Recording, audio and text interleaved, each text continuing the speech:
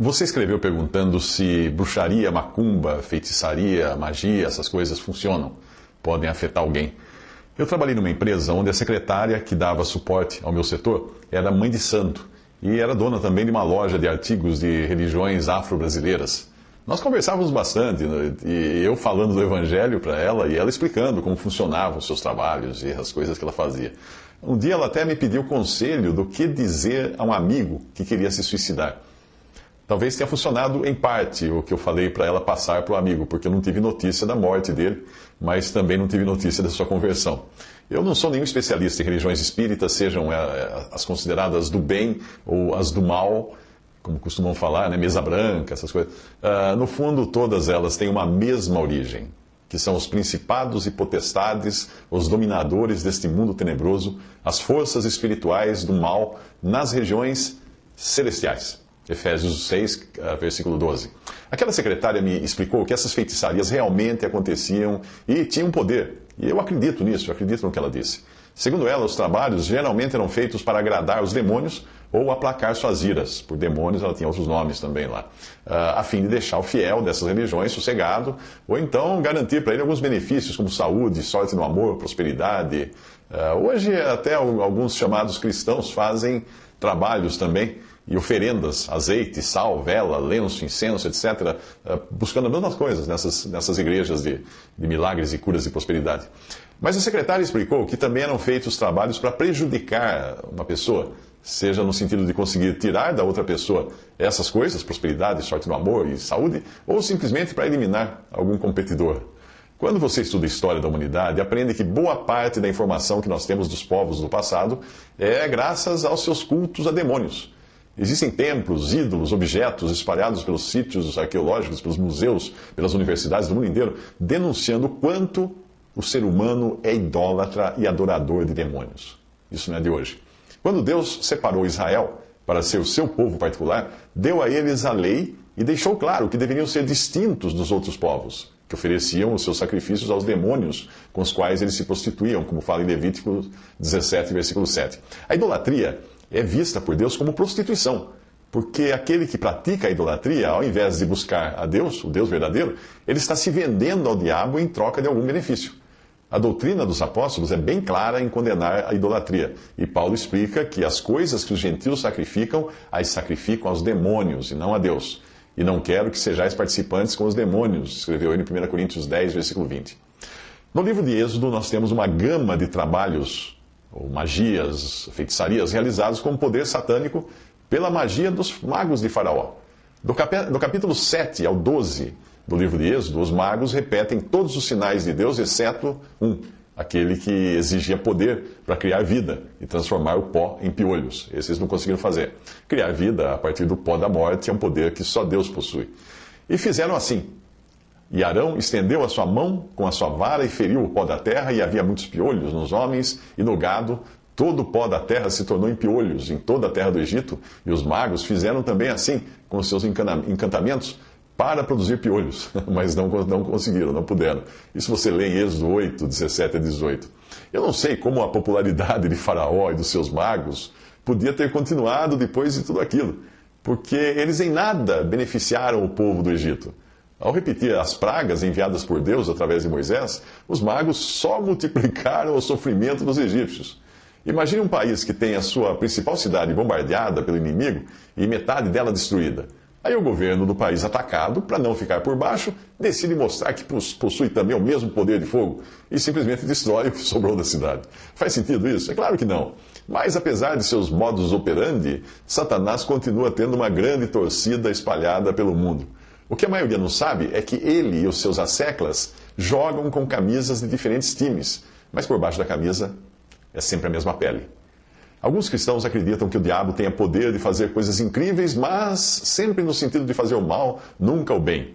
Aí, agarrando-se a essa frágil interpretação e dizendo que não existe nenhuma cura na Bíblia operada por Satanás, eles acabam se colocando ingenuamente nas mãos de demônios, caso esses demônios manifestem algum poder de cura, como se aquilo viesse de Deus. Esses cristãos, geralmente pentecostais, se esquecem de um detalhe. Uma cura não precisa ser necessariamente um bem. Se Hitler tivesse sido milagrosamente curado de um tiro na testa antes de começar sua escalada genocida, acaso a cura teria sido para o bem ou para o mal? Mas existe sim cura feita pelo poder do diabo. Veja em Apocalipse. E a besta que vi era semelhante ao leopardo, e os seus pés como os do urso, e a sua boca como de leão, e o dragão deu-lhe o seu poder, e o seu trono e grande poderio. E vi uma das suas cabeças como ferida de morte, e a sua chaga mortal foi curada. E toda a terra se maravilhou após a besta, e vi subir da terra outra besta, que tinha 2 chifres semelhantes aos de um cordeiro, e falava como dragão. E exerce todo o poder da primeira besta na sua presença, e faz que a terra e os que nela habitam adorem a primeira besta, cuja chaga mortal fora curada. E faz grandes sinais, de maneira que até fogo faz descer do céu à terra à vista dos homens. E engana os que habitam na terra com sinais que lhe foi permitido que fizesse em presença da besta, dizendo aos que habitam na terra que fizessem uma imagem à besta que recebera a ferida da espada e vivia. Apocalipse 13, 2, 3 e versículos 11 ao 14. Seria ingenuidade achar que Satanás, que foi capaz de transportar Jesus fisicamente do deserto a um alto monte e depois a um pináculo do templo também de Jerusalém, ingenuidade achar que Satanás seria incapaz de curar, quando isso pudesse servir aos seus intentos de desviar o olhar das pessoas de Cristo para mantê-las ocupadas em sinais, curas, milagres. Muitos dos que seguiam a Cristo estavam meramente interessados nos seus milagres e seriam os mesmos que mais tarde gritariam: crucifica-o, crucifica-o. Muitos, vendo os sinais que fazia, creram no seu nome, mas o mesmo Jesus não confiava neles, porque a todos conhecia. João 2, 23 a 24. Hoje, multidões lotam as chamadas igrejas de pregadores de milagres e prosperidade, multidões ávidas por assistir ou obter alguma cura ou sinal. Não é a Cristo que buscam, e sim sinais e poderes milagrosos. Boa parte dessa gente está sendo treinada e preparada para aplaudir aquele que fará descer fogo do céu à terra à vista dos homens, para enganar os que habitam na terra com sinais. Muito do que existe por aí, chamado de culto cristão, nada mais é do que um ensaio do que será o fã-clube do anticristo. Os trabalhos de feitiçaria, que foram a razão da sua dúvida quando você me escreveu, não podem atingir um salvo por Cristo, fazer mal a um salvo por Cristo, a não ser que Deus permita, como forma de ensinar-lhe alguma lição. Às vezes, nós nos esquecemos de que Satanás e as suas hostes, mesmo sendo seres caídos, continuam obrigados a obedecer a Deus. Não existe coisa alguma no universo que possa resistir ao poder e autoridade do Senhor. Por isso diz na passagem de Apocalipse que o anticristo irá enganar com sinais que ele foi permitido que fizesse. Sem a permissão de Deus, ele não poderia mover uma palha. Antes que você me pergunte qual a razão de Deus permitir que o diabo faça o mal, a resposta é simples. Deus é Deus. E Deus, por ser Deus, tem propósitos e desígnios que nós não conhecemos, porque nós não somos Deus. Não temos a visão que ele tem, a perspectiva dele. O seu filho de 2 anos, você acha que ele entende tudo que você faz? Não. Adianta você explicar para ele? Não. Porque existem coisas que estão além da sua compreensão, da sua estatura. Então entenda que Deus é soberano e não adianta alguma de suas criaturas, sejam homens ou anjos, resmungar, protestar ou espernear, que Deus continuará sendo Deus. O diabo teve permissão de Deus para tocar em Jó e em tudo que ele tinha, exceto matá-lo, como você pode aprender dos primeiros 2 capítulos daquele livro. Ao longo de todos os outros capítulos, nós vemos um Jó confuso e desapontado com tudo o que veio sobre si, porque ele não sabia a quem atribuir todo aquele mal. Afinal, Jó nunca leu os 2 primeiros capítulos do seu próprio livro para saber que Deus tinha permitido que o diabo fosse um instrumento para o bem de Jó. No final, ele aprendeu a lição que precisava aprender, e Deus subiu no seu conceito. Ele diz assim, Jó diz assim: bem sei que tudo podes, e nenhum dos teus planos pode ser frustrado. Na verdade, falei do que não entendia, coisas maravilhosas demais para mim, coisas que eu não conhecia. Eu te conhecia só de ouvir, mas agora os meus olhos te veem. Jó 42, de 2 a 5.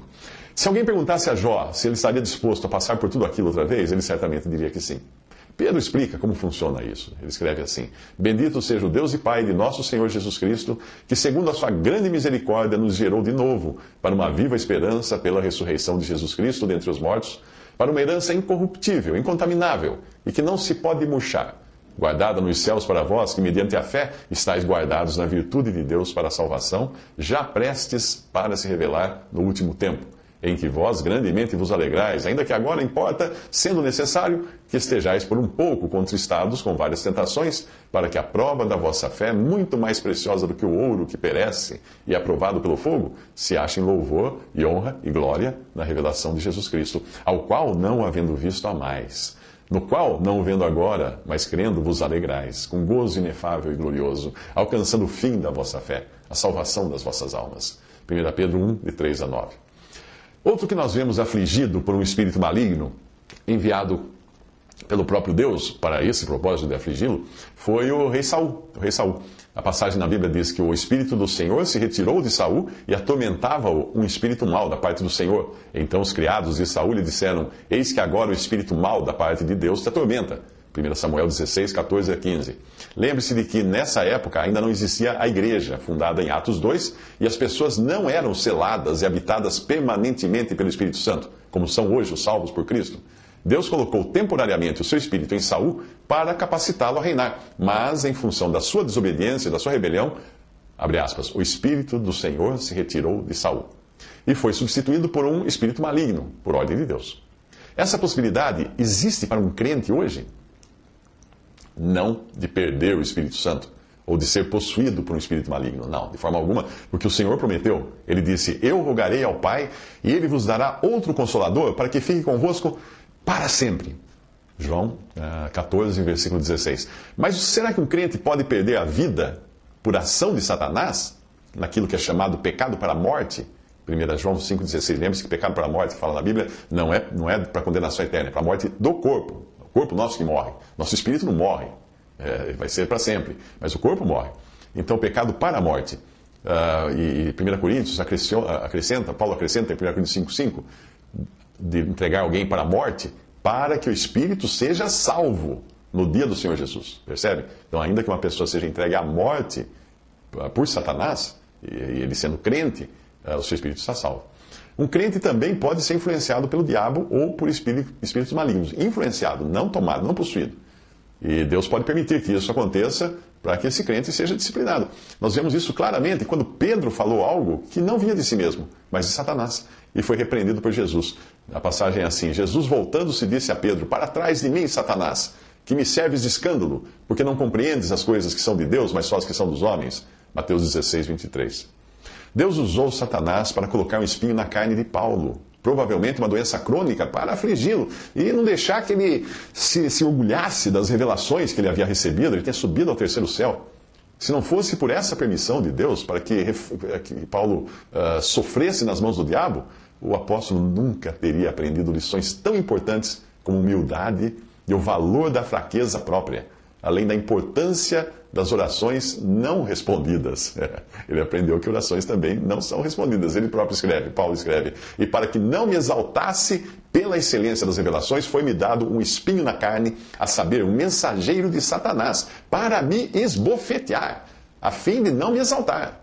Acerca do qual 3 vezes orei ao Senhor para que se desviasse de mim. E disse-me o Senhor: a minha graça te basta, porque o meu poder se aperfeiçoa na fraqueza. E aí Paulo continua então: de boa vontade, pois me gloriarei nas minhas fraquezas, para que em mim habite o poder de Cristo. Por isso sinto prazer nas fraquezas, nas injúrias, nas necessidades, nas perseguições, nas angústias, por amor de Cristo. Porque quando estou fraco, então sou forte. 2 Coríntios 12, de 7 a 10. Com base no que poderia ter acontecido ao homem de 1 Coríntios 5, nós podemos deduzir que Deus permitiu ao diabo matar Ananias e Safira por mentirem ao Espírito Santo. Pedro diz isso a Ananias: Ananias, por que encheu Satanás o teu coração para que mentisses ao Espírito Santo e retivesses parte do preço da verdade? Não mentistes aos homens, mas a Deus. E Ananias, ouvindo essas palavras, caiu e expirou. E passando um espaço quase de 3 horas, não sabendo o que havia acontecido, então Pedro lhe disse, agora para a mulher de Ananias: por que é que entre vós vos concertastes para tentar o Espírito do Senhor? E logo caiu aos seus pés e expirou. E entrando os moços acharam-na morta e a sepultaram junto de seu marido. Atos 5, de 7 a 10. O mesmo que aconteceu com ele pode ter acontecido também com Himeneu e Alexandre, por pregarem má doutrina, por blasfemarem. Paulo escreveu assim: e entre esses foram Himeneu e Alexandre, os quais entreguei a Satanás, para que aprendam a não blasfemar. 1 Timóteo 1,20. O homem de 1 Coríntios 5, que estava vivendo em pecado, pecado não julgado, nem por si mesmo, nem pela Assembleia de Corinto, teria tido o mesmo destino, a mesma sorte, se não tivesse se arrependido em 2 Coríntios, que nós vemos nós temos uma noção do arrependimento dele. Na primeira carta, Paulo escreve que ele seja entregue a Satanás para a destruição da carne, para que o Espírito seja salvo no dia do Senhor Jesus. 1 Coríntios 5:5. Porém, na segunda carta, nós temos uma pista de que ele possa ter se convertido. E o apóstolo intercede então por ele, para que os irmãos não cometam excesso no rigor da disciplina. Porque se alguém me contristou, Paulo escreve, não me contristou a mim, senão em parte, para vos não sobrecarregar a vós todos, basta-lhe ao tal, provavelmente esse homem que tinha pecado, esta repreensão feita por muitos. De maneira que, pelo contrário, deveis antes perdoar-lhe e consolá-lo, para que o tal não seja de modo algum devorado de demasiada tristeza. Por isso vos rogo que confirmeis para com ele o vosso amor. 2 Coríntios 5:8. Em Corinto, muitos tinham morrido ou estavam doentes por causa de pecado não julgado. A passagem diz: o que come e bebe indignamente, come e bebe para a sua própria condenação, não discernindo o corpo do Senhor. Por causa disto, há entre vós muitos fracos e doentes e muitos que dormem. Porque se nós nos julgássemos a nós mesmos, não seríamos julgados. Mas quando somos julgados, somos repreendidos pelo Senhor para não sermos condenados com o mundo. 1 Coríntios 11:29-32. Aí não diz diretamente que o instrumento dessas mortes e enfermidades tivesse sido Satanás, mas nós já vimos que Deus pode utilizar, sim, o diabo para cumprir os seus propósitos de disciplina contra os seus próprios filhos, os filhos de Deus.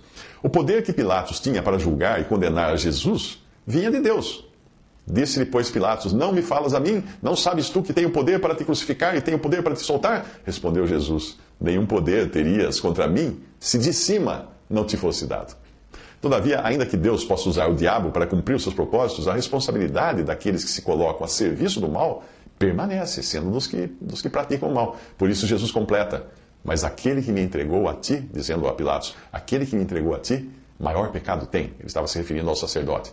Até mesmo Pilatos foi colocado diante do dilema entre exercer o poder de governar que tinha recebido de Deus ou fazer a vontade do povo para ficar bem aos olhos dos homens. A passagem diz que Pilatos procurava soltar Jesus, mas os judeus clamavam dizendo: se soltas esse, não és amigo de César. Qualquer que se faz rei é contra César. João 19:10-12. Para sua desgraça, Pilatos preferiu agradar ao povo.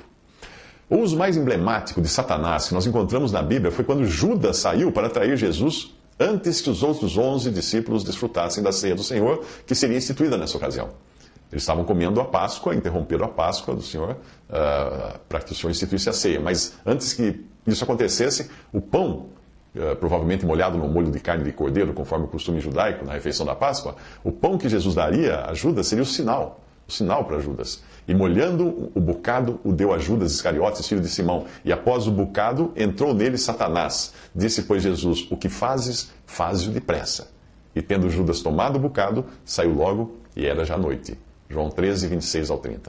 Resumindo tudo isso, bruxaria, feitiçaria, magia, macumba e outras coisas do tipo podem sim ter efeito, porque Satanás tem poder e os seus anjos e demônios também têm poder. Todavia, nenhum poder pode ser aplicado contra o salvo por Cristo, que é habitado pelo Espírito Santo, a não ser quando Deus quiser ensinar algo àquele seu filho, ou aos que o cercam, para servir de testemunho. Qualquer que seja a situação, o objetivo final de Deus é de bênção. Infelizmente, para Saul, que perdeu a influência do Espírito de Deus para ganhar uma influência demoníaca, não parece ter sido de bênção, a menos que Saul tenha se arrependido no final antes de ser morto pelo soldado após sua frustrada tentativa de suicídio. Se quiser saber mais, leia 2 Samuel capítulo 1. Por tudo isso, o salvo por Cristo jamais deveria temer feitiços e trabalhos feitos com poder diabólico, com poder de Satanás. Porque antes de serem efetivos esses serviços, antes de serem colocados para funcionar, eles precisam passar pela aprovação de Deus. E se Deus aprovar, se Deus permitir, isso será para bênção, nunca maldição. Para Jó, todo o sofrimento foi de bênção. E até os filhos que ele perdeu, ele reencontrou no céu depois. Para todo o gado e os bens que Jó perdeu pela ação do diabo, ele recebeu o dobro no final. Mas para os filhos não, Deus não deu o dobro de filhos no final. Por quê? Deus deu o mesmo número de filhos que tinham morrido. Isso é um sinal de que os seus primeiros filhos estavam a salvo nos céus. Ele acabou ficando com o dobro de qualquer maneira. E ele pôde reencontrá-los lá em dobro no céu. Pedro, Paulo, muitos outros que passaram um cortado nas mãos do diabo por permissão de Deus, estão hoje desfrutando da presença de Cristo e nem um pouco ressentidos do que passaram aqui. Por quê? Porque nós sabemos que todas as coisas contribuem juntamente para o bem daqueles que amam a Deus, daqueles que são chamados segundo o seu propósito. Porque os que dantes conheceu também os predestinou para serem conformes à imagem do seu Filho, a fim de que ele seja o primogênito entre muitos irmãos. E aos que predestinou, a esses também chamou. E aos que chamou, a esses também justificou. E aos que justificou, a esses também glorificou. Que diremos, pois, essas coisas? Se Deus é por nós, quem será contra nós? Aquele que nem mesmo a seu próprio Filho poupou, antes o entregou por nós todos, como nos não dará também com ele todas as coisas? Quem intentará acusação contra os escolhidos de Deus? É Deus quem os justifica. Quem é que condena? Pois é Cristo que morreu, ou antes, quem ressuscitou dentre os mortos, o qual está à direita de Deus e também intercede por nós. Quem nos separará do amor de Cristo? A tribulação, a angústia, a perseguição, a fome, a nudez, o perigo, a espada? Como está escrito, por amor de ti, somos entregues à morte todo dia. Todo dia. Somos reputados como ovelhas para o matadouro.